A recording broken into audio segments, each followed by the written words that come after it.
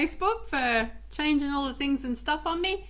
Hey, entrepreneurial clinicians, welcome to the end of the week. This is private practice. Oh, I made it. I'm here. Survived another week. Woo!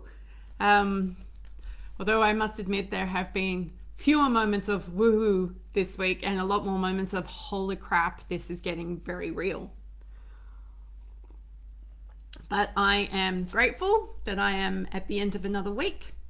I am a little bit scared about next week because Friday week I have my second round of chemo. And you can think as many positive thoughts as you want. You can know all the research. You can expect all of the things and stuff to start happening to your body. And then when it really starts happening to your body, it's incredibly confronting. Hello, Angela and Linda. Oh, mwah. So I've made it to the end of the week, and I am going to admit that I have pushed myself probably in unhealthy ways this week. So my gorgeous accountability person, Sonia, will be pleased. Well, probably fell off her chair as she heard that because she's never heard me say that before. Now, it doesn't mean that I've worked too much or exercised too much. What that really means is I had unrealistic expectations of myself because I'm still learning how to be in this season of my life. And I don't want to be in this season. I've had quite a lot of resistance to being in this season. And it's really forced me again this week to make sure that my caring of self is not just some tokenistic feel good in the moment activity, but it's a genuine desire to make sure that I am fit for purpose, that I am thinking long term, that I am thinking in 16 weeks time when my first all this chemo stuff is going to be done, we'll see, what do I want to be positioning myself for? Well, for me, that means surgery. So what are the things that I can do during this chemo season to get me prepared for that surgery without being too anxious about doing all the right things at all the right time? But that got me thinking about how much we rely on self-care activities in the moment to offer a bit of a serotonin or feel-good boost. So we might go get our hair done, or we might go get our nails done, or we might go to the day spa, or we might go and sit in the sun. And all of those things are great. There's nothing wrong with those activities. What's wrong is our intention. And it's, I need to feel good in the moment, therefore I need to go and do a self-care activity. What I want to harp on and get inside every single health professional who works with other humans is that self-care needs to be the discipline of making sure that we are fit for purpose. That how we look after our brains, how we look after our emotions, how we look after our physical bodies, all of these things that are not easy to replace. All of these things that require of us to be present and focused and able to do the work that we do. So if we are going to be fit for purpose, what does that say about our coping skills? So one of my coping skills for any emotional discomfort has been to work. Imagine what it's like for me right now when working is not actually something I'm good at. Stuff falls out of my brain.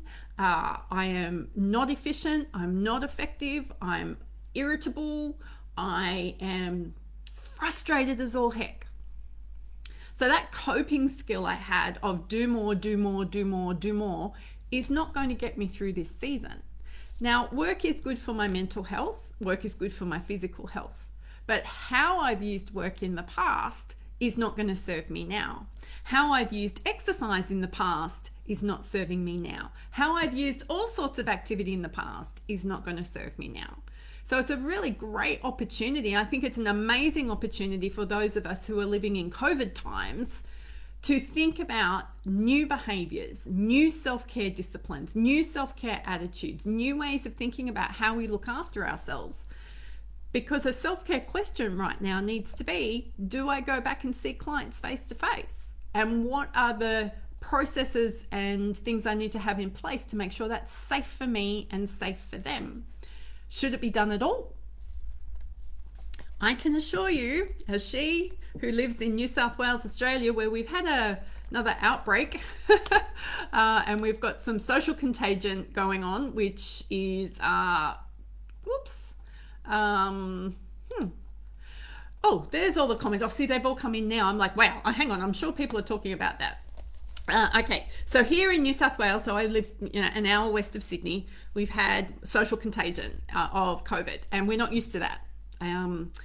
And it's got everybody really jittery. It's got me so jittery, I'm too scared to go outside. I don't want to go anywhere where the people are, because I've seen and heard how horrendous this disease can be. And I also think that we have a obligation to look after ourselves and look after other people.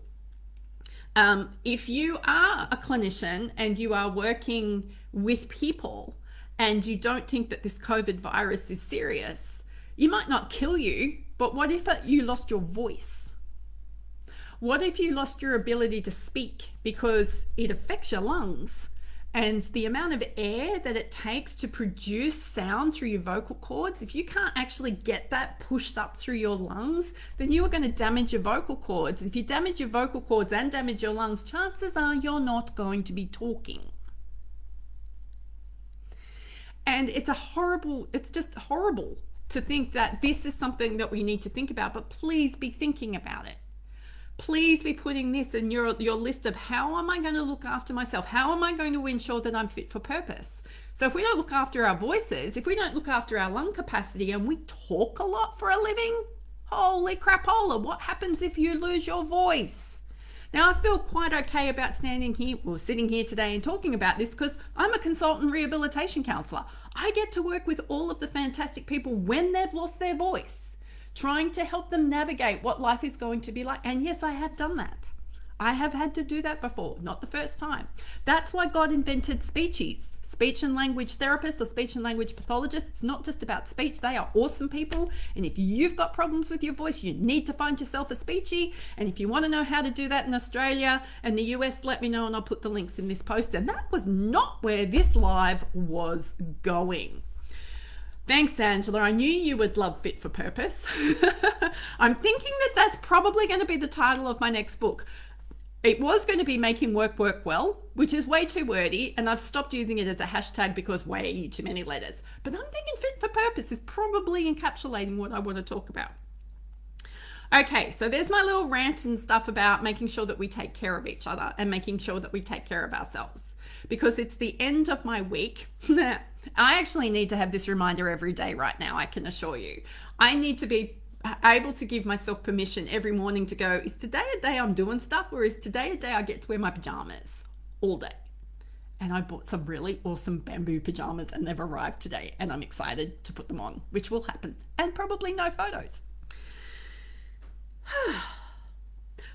Before I rant on any further, I do want to extend incredible gratitude to the people who continue to reach out to me. It feels like there's a few people who have got reminders saying, check in with Jo, because they are consistent, they are turning up every week, they are providing meaningful questions, and some of these people I've never met all over the world, and they've just taken upon themselves to go, hey, thinking about you today, we want to make sure you're doing okay, and it's okay if you're not. So Jocelyn, Jan, Deborah, Paul, there's so many of you, but you have no idea how much your messages bless me, and the permission you give me to not respond or not respond in the moment is awesome, because there are moments where I just can't at the moment, and I thank you for respecting that. I thank you for anticipating it, and I thank you for not feeling rejected and putting that stuff on me. Thank you for being mature humans. I also want to say a really big thank you to my son Anthony, who has blessed me out of sight this week purely because he has taken such an interest in how my work makes me feel good about myself. You see, I got to put a new entry in my book of evidence this week because 3 weeks ago, before I started chemo, I went and did a really big job for a lady who was at risk of losing her job, and it's a psychological injury, and not a nice situation for her or for her employer. And I was so underconfident and feeling like I didn't have what it took to do the work anymore. I really had to dig deep to do that piece of work, and it was hard for me. Don't ever need to prove that to myself again, because her thanks and gratitude and empowerment, and the way she's been able to leave the work that we did together, and the way the employer has been able to handle the situation, has just meant the world to me. And that is why my work is good for my health, because I get to be able to speak into difficult situations and uncomfortable situations for other people, not prescribe all the time, but offer my experience and expertise and knowledge and create a win-win for everyone. Sometimes I don't want to hear what I have to say, because sometimes what I have to say is counterintuitive or doesn't meet the rhetoric, but that's okay. What I loved from this woman was she was like, I can't stay in this job. I can't even stay in this industry, but you have helped me take a position of empowerment to make that decision, rather that decision being forced upon me. And that, my friends, has gone in my book of evidence, because I did that and had that effect on somebody while I was preparing for chemo treatment. And for me, that tells me that in 16 weeks' time, who knows what else is going to go in this book. And I am incredibly grateful for that opportunity. So pulling all of this together, hello, Carol. What are you going to do, intentionally do, this weekend to help you maintain your fitness for your purpose?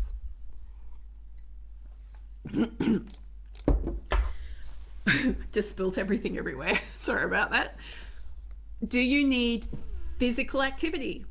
Do you need mental rest? Do you need social connection safely? Do you need chance to be crafty, like I'm enjoying so much at the moment? Do you need art? Do you need sunshine? What is it that's going to help you replenish yourself so that you can enter next week fit for purpose? Because I've been saying this for a really long time, but right now I'm saying it even more. If we don't look after ourselves, we don't last the distance. And if we can't last the distance, who's going to help the people who need the help? And let's face it, we've got all kinds of community tension, social tension, anxiety, angst, violence going on. Nobody thought it was going to happen. Nobody saw it coming, but we are responsible for helping our communities heal. That's what we're put here for. I like that. Angela, you're going to do all of the above. Excellent. I'm glad. I can't even remember. But Carol, you're going to have food with your children. Oh, and a barbecue in your new garden. Actually, I'm on the barbecue thing too. I have been craving a steak. So I'm not a vegan, quite obviously. But geez, I am craving a steak.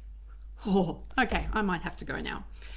So my call to arms, health professionals this weekend, is do the things that are going to replenish you, so that you can turn up next week being fit for purpose, being able to serve the people in the way we need to be able to serve them.